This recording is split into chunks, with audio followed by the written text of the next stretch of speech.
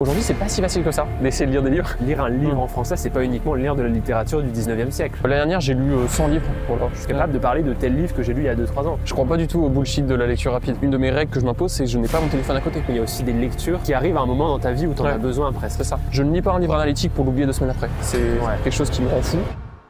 Salut tout le monde, c'est Corentin, j'espère que vous allez bien. Bienvenue dans cette nouvelle vidéo YouTube. Et aujourd'hui, je suis pas tout seul. Je crois que c'est même l'une des toutes premières fois où je fais une vidéo accompagnée avec quelqu'un. Je suis avec Santiago.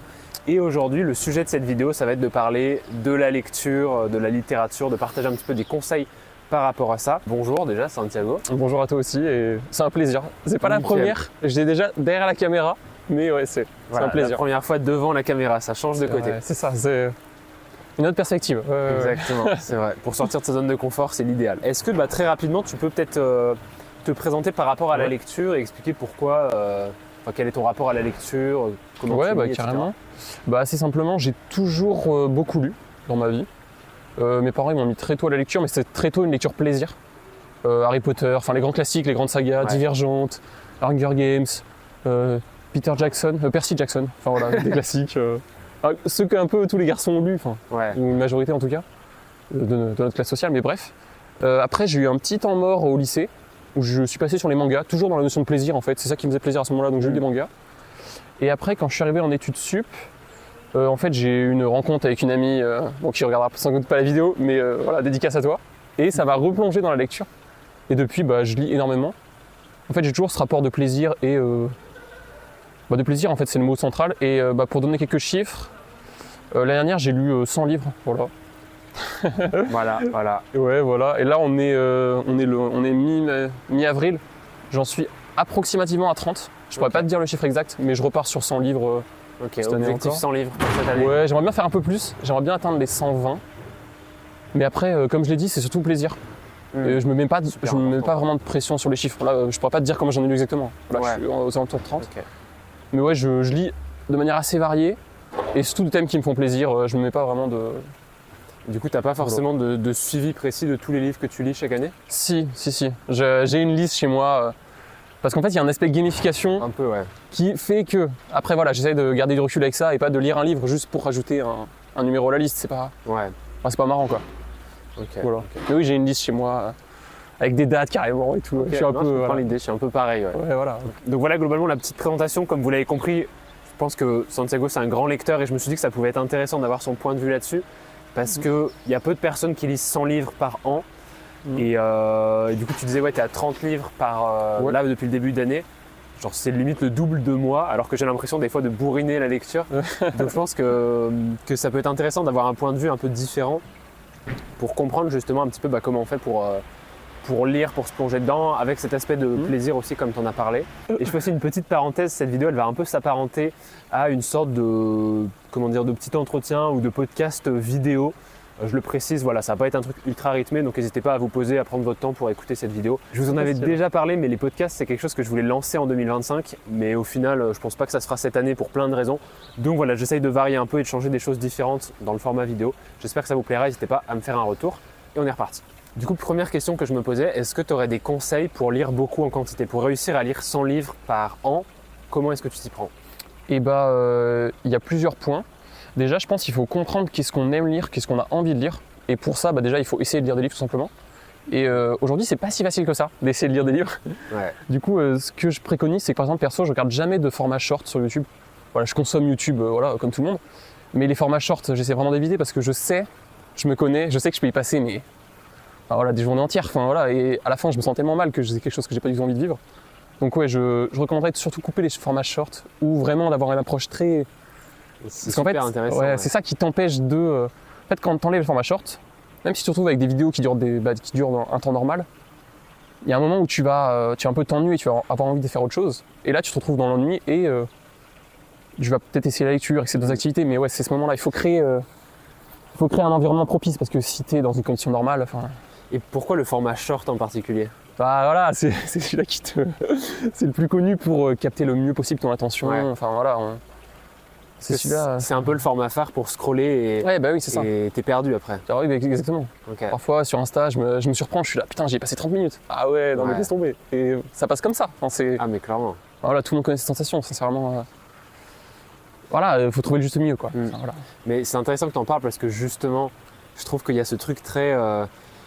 où aujourd'hui avec les réseaux, et j'en ai parlé il n'y a pas longtemps justement dans une vidéo, mais avec les réseaux et tout, il y a une surstimulation constante de tout, que ce soit du coup les formats courts, les pubs, la télé ou plein d'autres choses, ce qui fait que notre attention est tout le temps stimulée, et quand on se retrouve sur une activité relativement calme, donc par exemple lire un livre, mais ça peut aussi juste être manger ou faire un truc où notre cerveau n'a pas des tonnes d'informations, bah on s'ennuie royalement et c'est ultra difficile. Ouais, et c'est vrai. Par exemple, pour la lecture, moi je sais qu'aujourd'hui, des fois, selon les livres ou le temps qu'il me faut pour me mettre dedans, j'ai du mal à vraiment me plonger dedans.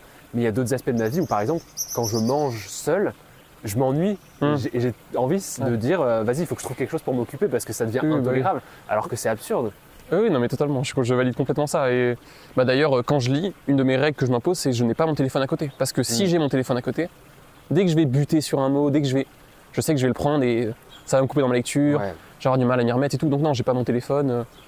Et voilà, je suis focus sur le truc. Et si vraiment le livre me plaît pas, j'accroche trop, bah, hop là, je le ferme et je passe à un autre ou je fais une autre activité. Mais voilà. Ouais, moi je pense que c'est une bonne règle ça de poser son téléphone à côté ou tu sais, de se mettre vraiment dans un espace isolé ou une pièce où il y a du calme. Je sais qu'il y a des gens qui lisent en musique des fois. Ouais, ça peut être. Respect parce que genre moi ça me perturberait plus qu'autre chose. Ouais, bah ça dépend quelle musique t'écoutes, je pense. Oui. Si t'écoutes du lofi, ça va, mais après si t'écoutes des paroles chantées, si t'écoutes du hard rock metal, ça dépend ce que tu lis. Un petit livre paisible, compliqué. Si tu lis une romance, chill, ça peut le faire. Bah, après, si tu lis, ça dépend ce que tu lis, mais ouais. Moi, je me rappelle d'une personne que j'avais rencontrée et j'avais vraiment été choqué par son niveau d'attention. Où en gros, c'était une fille et elle faisait plein de trucs à la fois et j'arrivais pas à comprendre comment elle était concentrée. Et je me demandais si c'est pas que son cerveau avait besoin d'être concentré tout le temps. C'est-à-dire qu'elle lisait un livre, elle écoutait un podcast, une musique en plus, et puis elle avait son téléphone dans l'autre main où elle répondait à des messages. Et j'étais là, mais comment tu fais quoi? Genre, je sais pas si c'est le truc de pouvoir faire plusieurs choses à la fois, mais juste sans même forcément parler d'être capable de faire plusieurs choses à la fois, juste d'être capable de faire une chose à la fois. Je trouve ça super important de se dire je la fais et consciemment, volontairement, je la fais vraiment en me mettant dedans. Et c'est un peu comme l'exemple de la salle de sport, parce qu'il y a une salle de sport juste en face. Il y a ce truc des fois quand tu vas à la salle, tu as envie d'écouter de la musique. Et des fois, moi j'ai fait l'effort de me dire j'y vais mais sans écouter de la musique, comme ça je suis pas concentré sur ce que j'écoute, je suis concentré à fond sur le sport et que le sport. Et je trouve que c'est limite un travail de concentration, mais on a plein de choses à apprendre de ça, quoi. Oui, clairement, 100% d'accord avec ça, vraiment, je valide entièrement ce propos. Oui. Est-ce que du coup maintenant tu aurais des conseils, pas forcément pour lire plus en quantité, mais pour lire mieux en qualité? Lire mieux en qualité C'est vaste comme question, je dirais il faut se rapprocher de personnes, ça dépend dans quoi est-ce que... Enfin, attends. Ça dépend qu'est-ce qu'on appelle lire en qualité et dans quel domaine surtout. Par exemple, moi je sais que j'aime bien la philo, j'en lis beaucoup. En fait, je vais lire des magazines, des grands auteurs, qu'est-ce qu'ils conseillent comme livre pour appréhender tel sujet. Et là, après, je vais pouvoir commencer du coup à lire leurs recommandations et à creuser le truc parce que en fait, on est un peu démunis aujourd'hui. On ne tombe pas tous les matins sur quelqu'un qui nous conseille tel livre pour appréhender tel sujet qui nous intéresse. Du coup, c'est important de trouver une mine avec des recommandations. Ouais, je pense que c'est ça. Une mine, carrément. Ouais, une mine, voilà. Ok, j'aime bien la métaphore. C'est ça. Mais après, voilà, allez même demander à votre libraire ou à un bibliothécaire. Et souvent, ils sont super bien renseignés. Voilà, c'est les élus de la nation. Voilà. Ok. Stylé. Ouais, faut pas hésiter à demander des conseils parce que quand on est novice, c'est comme tout, quoi. Ouais. Ok, une autre question que j'ai maintenant, c'est est-ce que tu aurais une recommandation ou des conseils pour lire plus vite? C'est pas forcément, je module un peu mes propos, c'est pas forcément l'envie de lire plus vite, mais c'est vrai que pour lire 100 livres, je pense qu'il faut quand même avoir un débit de lecture qui est assez important, 100 livres par an, je veux dire. Et donc, est-ce que tu as des moyens d'être plus efficace dans la lecture? En soi, je crois pas du tout au bullshit de la lecture rapide. Pour moi, c'est vraiment de la merde. Je casse un mythe. Voilà. Non, le pire, c'est que j'ai même pas tellement d'astuces. En fait, je pense que l'année dernière, quand j'ai lu 100 livres, je passais aussi le concours de médecine, donc j'étais pas au chômage, clairement pas. Je faisais aussi beaucoup de sport, donc. Aucune excuse. Non, aucune excuse. Et j'avais une vie sociale pas énorme, mais j'avais quand même le minimum, parce que forcément, voilà. Mais non, le conseil, c'est surtout comme je dis, d'être en pleine conscience, d'être vraiment concentré et de lire un max. Après, je sais que, en fait, je différencie la lecture de romans et la lecture de romans d'analyse ou de livres un peu plus techniques. Fictif et non fictif. Ouais, voilà, exactement. Quand je lis un non fictif, bah, parfois je vais avoir tendance à sauter des passages qui m'intéressent pas le jour. Par exemple, si je lis un livre sur Jung, j'ai déjà lu plusieurs livres sur cet auteur. Bon, bah, il y a un moment où il retrace ces théories que je connais par cœur, que j'ai déjà lu 5 fois. Bon, bah, je vais pas la relire, hein, je m'en fous. Pareil, les aspects biographiques, si j'ai déjà lu un truc, enfin voilà, c'est. J'hésite pas, parfois même. Bah, j'ai tout un rituel un peu, quand je prends un livre non fictif, je regarde. En fait, je me pose et je suis dans une démarche un peu de compréhension de certains points. Quand je prends un livre, je vais me dire qu'est-ce qui m'intéresse là-dedans? Pourquoi est-ce que je l'ouvre? Je vais prendre le sommaire, je vais regarder, ok, ça va répondre à mes questions. Cette partie-là, par contre, non, je m'en fous. Voilà, ça m'intéresse pas du tout, donc je vais pas la lire. Je vais me concentrer uniquement sur ce qui va apporter des réponses à mes questions. Et du coup, bah, je vais prendre des notes, je vais vraiment être à fond dedans. Et bon, bah, du coup, forcément, parfois, ça va m'arriver de prendre un livre, je sais pas, de 400 pages, mais d'en lire que 200, parce qu'en fait, c'est les 200 où j'aurai les réponses à mes questions et qui m'apporteront des réponses. Tu prends ce dont tu as besoin dans le livre et le reste, exactement. tu le laisses. C'est ça. Après, je fais ça uniquement sur des livres analytiques. Enfin voilà, je n'ai pas lu 100 livres. Enfin, en fait, je fais ça uniquement sur les livres analytiques et j'essaye de quand même avoir une approche. Enfin, après, il ne faut pas commencer à partir dans une quête du chiffre en mode ok, je vais lire juste ces 10 pages-là, le livre il compte. Enfin voilà, il y a un juste milieu à trouver, bien sûr. Oui, bien sûr. Mais ouais, les livres analytiques, j'ai une approche très particulière parce qu'en fait, je ne lis pas un livre analytique pour l'oublier 2 semaines après. C'est quelque chose qui me rend fou. Et c'est quelque chose que j'ai développé très récemment, je t'en avais parlé. Mais ouais, c'est. Ça, c'est intéressant justement. Est-ce que tu as une manière de retenir ce que tu lis? Une certaine prise de notes ou une manière de dire à la fin de l'année, ok, j'ai lu 100 livres, là j'ai une manière de me dire, je peux me rappeler de chacun des 100 livres que j'ai lus cette année. Bah ça, je pense que c'est possible, mais je ne fais pas le travail pour parce que ça m'intéresse pas. En fait, quand je lis des romans, les bons romans, je sais que je vais en reparler à mes proches, donc ils vont s'ancrer dans ma mémoire. Les romans moins bons, je vais pas en reparler. On ne veut pas forcément les garder peut-être. Ouais. Voilà, la mémoire fait son tri, c'est normal. Et après, pour les romans analytiques, j'ai une approche particulière, c'est que je vais prendre des notes. Après, je vais me faire des petites flashcards, pas 150, hein. Mais je sais pas, je me limite à 15, 20 max. Par livre? Ouais, par livre, mais max du max, tu vois. C'est souvent plus entre 5 et 10. Et après, je vais me les repasser, j'utilise Anki, voilà, pour ceux qui connaissent. Et c'est une méthode que j'ai mis au point le mois dernier, donc ça fait, j'ai un mois d'expérience dessus. Et je pense que ça marche très bien. En fait, j'ai vraiment un très bon souvenir. Après, le seul point négatif de ça, c'est que ça fait beaucoup. Tous les jours, tu dois y retourner. Faut trouver la motivation, mais voilà, franchement, ça marche super bien. C'est vraiment, je valide. Bah, je suis tombé. Je me souviens plus de le nom de la chaîne du gars, mais puis on la mettra en description. Mais ouais, il y a un super mec sur YouTube qui lit beaucoup plus de livres de moi, qui est vraiment une machine de guerre, enfin très très impressionnant et qui partage ce genre de discours super bien sur la lecture. Donc, c'est Scripta Manente ou quelque chose comme ça, mais super bien. Ah ouais, non, j'avais pas du tout alors. C'est vraiment bien ce qu'il fait. Après, il y a certaines vidéos où je suis moins en accord avec ce qu'il dit, notamment. Il a fait pas mal de trucs sur la lecture rapide où j'étais un peu en mode bizarre, mais ce qu'il a fait récemment, super bien. Je valide à 100%. Mais ouais, c'est intéressant. Cette idée, je trouve, de garder ce que tu as lu, je trouve ça super intéressant parce que, comment dire, je trouve ça dommage en fait de se dire je lis plein de livres et je les oublie. Ouais, et des fois, quand tu discutes avec des gens qui se disent ah ouais, j'ai lu, je sais pas, tous les Rougon-Macquart de Zola, mais je suis incapable de dire ce qui se passe dans celui-ci. Je trouve ça dommage parce qu'il y a cette idée de si tu lis des choses, t'en tires une information, mais si tu l'oublies 2 semaines après, à quoi ça t'a servi en fait? Alors peut-être tu peux tirer du plaisir sur l'instant de dire, je pense que ça dépend aussi de notre considération, notre rapport à la lecture, de se dire peut-être que certains vont lire juste pour le plaisir que ça leur procure sur l'instant. Mais je trouve que c'est dommage parce que certes, il peut y avoir un plaisir sur l'instant, mais moi par exemple, je tire aussi une gratification différée de me dire waouh, ça me donne de la connaissance et maintenant je suis capable d'en parler. Je suis capable de parler de tel livre que j'ai lu il y a 2-3 ans. Et c'est pour ça que je pense que c'est aussi super pertinent de trouver une manière, chacun a sa méthode, mais de se rappeler de ça, de se rappeler de qu'est-ce qu'on a lu et quels points nous ont fait vibrer, nous ont touchés.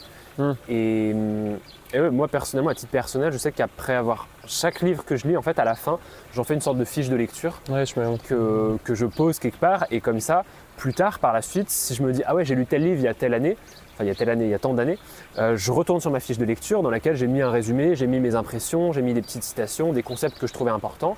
Et comme ça, en quelques secondes, boum, je retombe sur la considération du livre que j'avais au moment où je l'ai fini.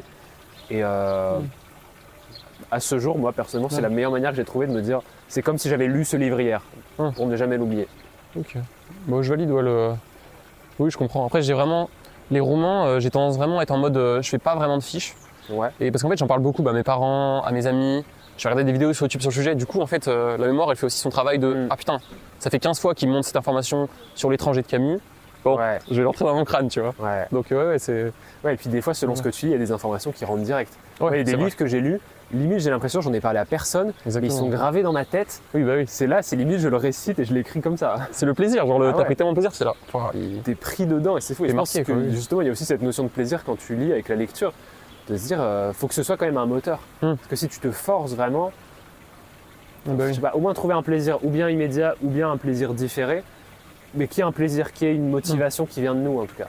Oui, exactement. Bah, ça, c'est vraiment le mot central de ma lecture, enfin de ma pratique de la lecture, c'est vraiment ça, exactement. Je me force jamais à lire un livre. Si jamais le livre, j'ai souvent une règle, c'est la règle des 100 pages, je dis. Donc si au bout de 100 pages, j'aime pas, je ne suis pas rentré dedans, je le jette. C'est ciao. Je veux surtout pas me forcer, parce qu'en fait, ça sert à rien. Si tu te forces à lire un livre, tu perds du temps, tu prends pas de plaisir, tu vas te frustrer, tu vas moins, enfin, tout est négatif. Voilà. Tu vas rien en retenir en plus. Donc vraiment, c'est, donc ouais, le plaisir, prendre du plaisir pendant, prendre du plaisir après. Enfin, c'est trop bien de lire. C'est une des rares activités. Tu le fais, t'es heureux pendant que tu le fais, t'es heureux après. Enfin, c'est, c'est trop bien. Et je pense justement avec les expériences négatives de lecture, il y a un risque aussi que ça dégoûte. Et je pense par rapport à l'école quand on est jeune, etc. Les lectures imposées pour le bac de français ou pour d'autres choses. Moi, personnellement, je les ai bien vécues, mais je sais que j'avais des camarades de classe, j'ai l'impression qu'ils ont été traumatisés par La Peste de Camus ou Les Misérables d'Hugo. Et je suis là, je me dis, mais c'est dommage parce que peut-être vous n'êtes pas tombé sur les livres qui vraiment vous parlent, mais juste qui vont vous faire adorer le monde de la lecture. Et parce que certaines fois, on force des gens à lire des livres qui ne leur plaisent pas, ils se disent, ah ouais, j'aime pas ce livre, donc j'aime aucun livre, et la littérature, la lecture, c'est pas fait pour moi, quoi. Oui, 100%. Hein. C'est le rapport de 95% des gens avec la lecture. Hein. Dès que tu leur en parles, ils te sortent direct. La peau de chagrin, enfin des livres comme ça horribles qu'ils n'ont pas du tout kiffé. Alors que lire un livre en français, c'est pas uniquement lire de la littérature du 19e siècle. Non, il y a plus quand même. Oui, bien sûr. Du coup, en fait, les gens ne voient même pas l'aspect plaisir. Ils ne comprennent même pas que tu peux prendre du plaisir. Donc ouais, c'est dommage. C'est clair, c'est dommage. C'est passé à côté de quelque chose de potentiellement incroyable. Quoi, donc. Avant de finir cette vidéo, n'hésitez pas à vous abonner et à dire si vous voulez qu'on explore un peu plus le sujet. Là, on y va un peu vite pour des raisons d'emploi du temps. Mais globalement, la lecture, il y a énormément de choses à en dire. Et je pense qu'en plus, on est deux lecteurs qui aiment vraiment ça, qui prennent du plaisir. Donc, il y a moyen de dire plein de choses. Donc, n'hésitez pas à dire en commentaire si vous voulez plus de détails sur certaines parties. Posez vos questions, etc. Ça fera super plaisir. Et pour conclure un petit peu cette vidéo, du coup, Santiago, je voulais tout simplement te demander si tu avais des recommandations de lecture particulières. Et il y a quelques auteurs forcément qui me viennent direct en tête. Je pense à Scott Fitzgerald, pour ceux qui savent. Scott F. Fitzgerald, c'est les Gatsby le Magnifique. Ouais, notamment. Mais après, c'est pas mon livre préféré de cet auteur. Enfin, voilà, il y a vraiment, il a écrit des histoires d'amour notamment, qui sont mêlées un peu avec une teinte autobiographique qui sont Tendre et la nuit, Beau et damné, c'est vraiment, c'est magnifique, c'est vraiment splendide. Jack London aussi. Ce mec ne peut pas écrire de mauvais livres. Voilà, ça c'est incroyable aussi. Jack London. Ah ouais. Martin Eden. Ouais, là, ouais. Je me souviens d'avoir. C'est un des livres que j'ai le plus dévoré de toute ma vie, quoi. Vraiment, je l'ai mangé, quoi. Un plaisir monstrueux. Ah oui, il est bon. C'est extraordinaire, vraiment. Après, j'aime beaucoup les livres de vulgarisation philosophique. Frédéric Lenoir, notamment.